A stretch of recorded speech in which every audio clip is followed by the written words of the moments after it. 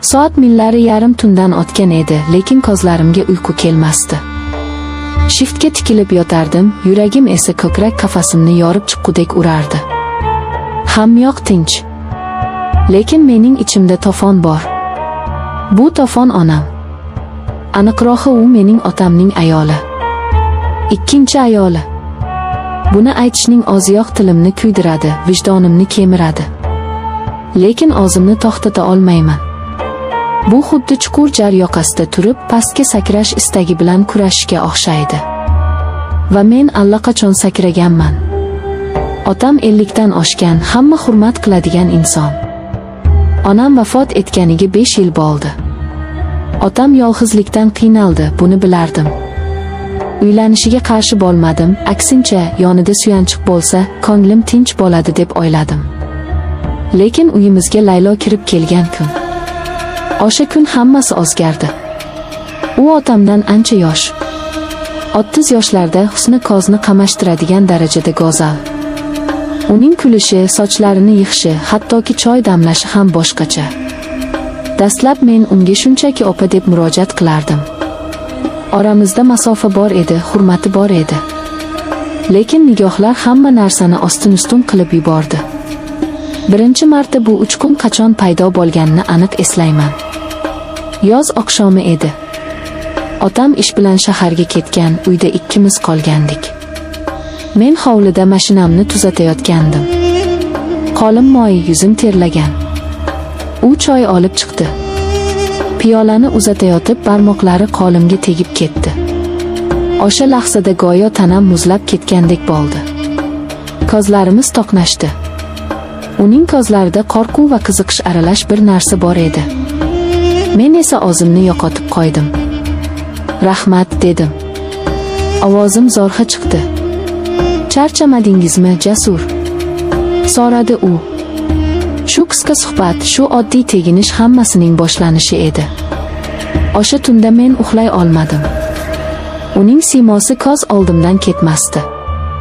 O'zimni la'natladim. Bu otangning ayoli.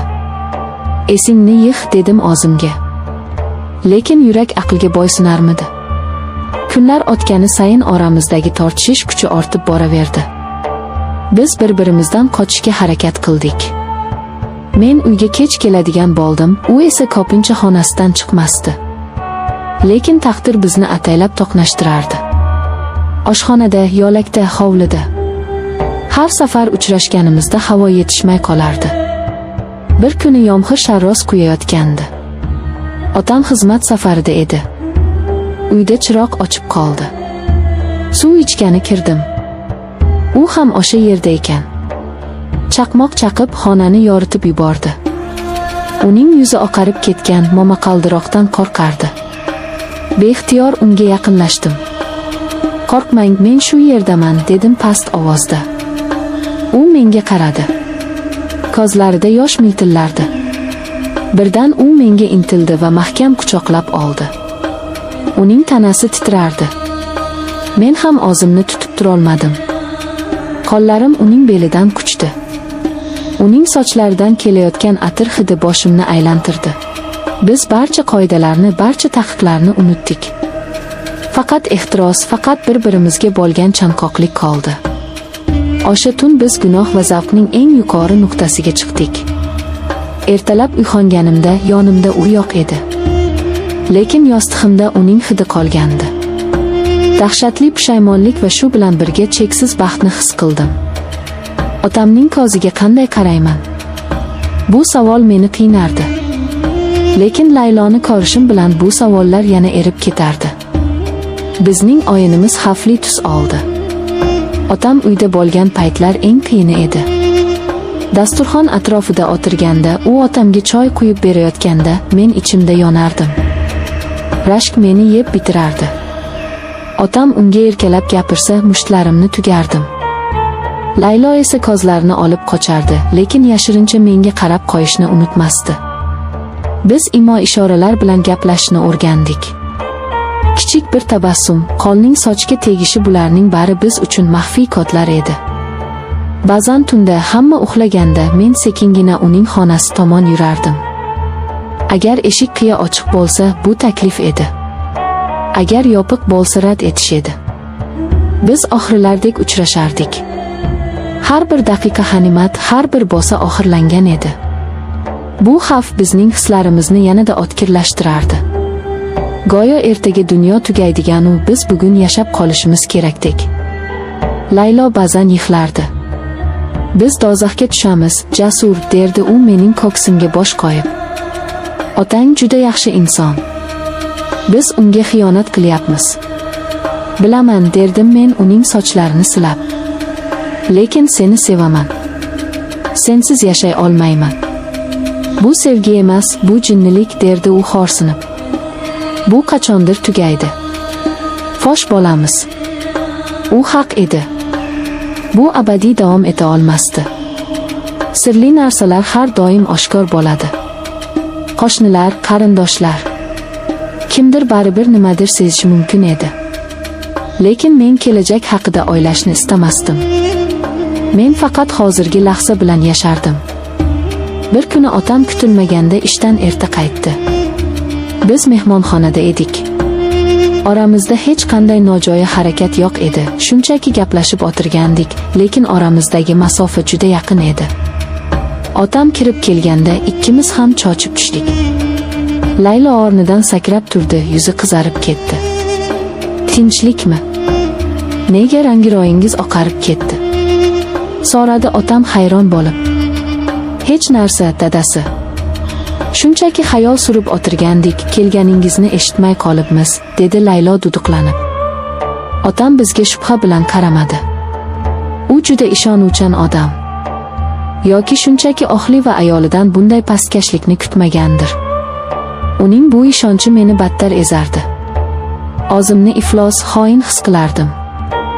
Lekin Layloning nigohini ko'rishim bilan yana o'sha tubsizlikka qulardim. Kunlar, oylar o'tdi. Bizning sevgimiz davom etardi. Men uydan chiqib ketish haqida o'yladim. Boshqa shaharga, uzoqqa. Lekin uni bu yerda otam bilan qoldirib ketishni tasavvur qila olmasdim. Bu fikr meni aqldan ozdirardi. U meniki bo'lishi kerak edi. Faqat meniki. Bir kuni Laylo menga homilador ekanligini aytdi. Dunyoyim aylanib ketdi. Kimdan? So'radim ahmoqona savol berib. Bilmayman, dedi u yig'lab. Balki otangdan, balki sendan. Bu xabar bizning ustimizga muzdek suv quygandek bo'ldi. Agar bola meniki bo'lsa-chi? Bu sharmandalikni qanday yuvamiz? Agar bola tug'ilsa va menga o'xshasa-chi? Oldirib tashla, dedim men sovuqqonlik bilan, garchi ichim yonsa ham. Yo'q. Bu gunoh.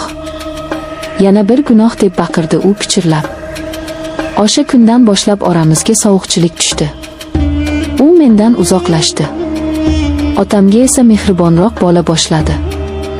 Men buni ko'rib azoblanardim. U bolani saqlab qolishga qaror qildi. Otam esa xursandchilikdan terisiga sig'masdi. Keksalikda farzand ko'rish Xudoning ne'mati, derdi u quvonib. Men esa bu ne'matni aslida kimdan ekanligini o'ylab tunlari uxlolmasdim. Vaqt o'tdi. Layloning qorni bilinib qoldi. Men uyga kam keladigan bo'ldim. Do'stlarim bilan ko'chada vaqt o'tkazardim, ichardim. Unutishga harakat qilardim. Lekin har safar uyga qaytganimda uning ko'zlaridagi mungni ko'rib, yana hamma narsa yangilanardi. Endi biz avvalgidek yashirincha uchrashmasdik. Tungi tashriflar to'xtagandi.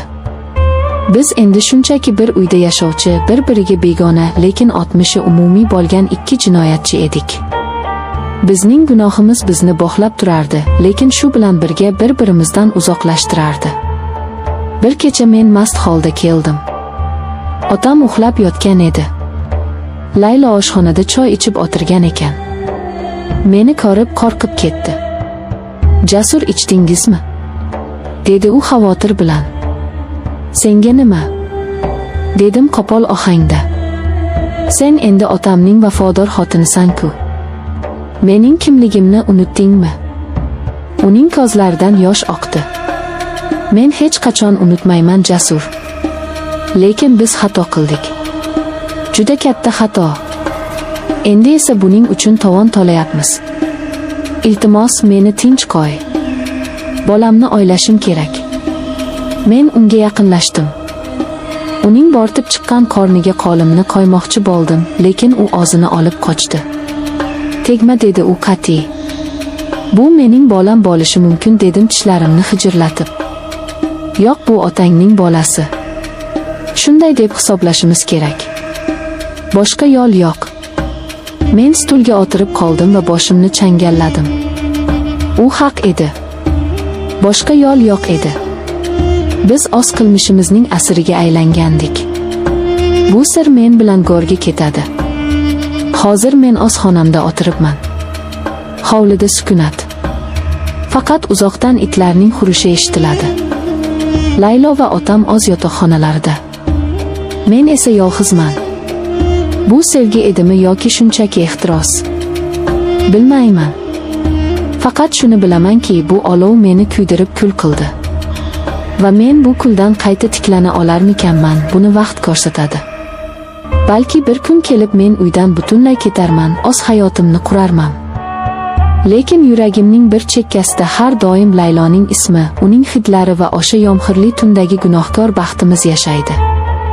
Bu mening la'natim va shu bilan birga eng shirin xotiram bo'lib qoladi.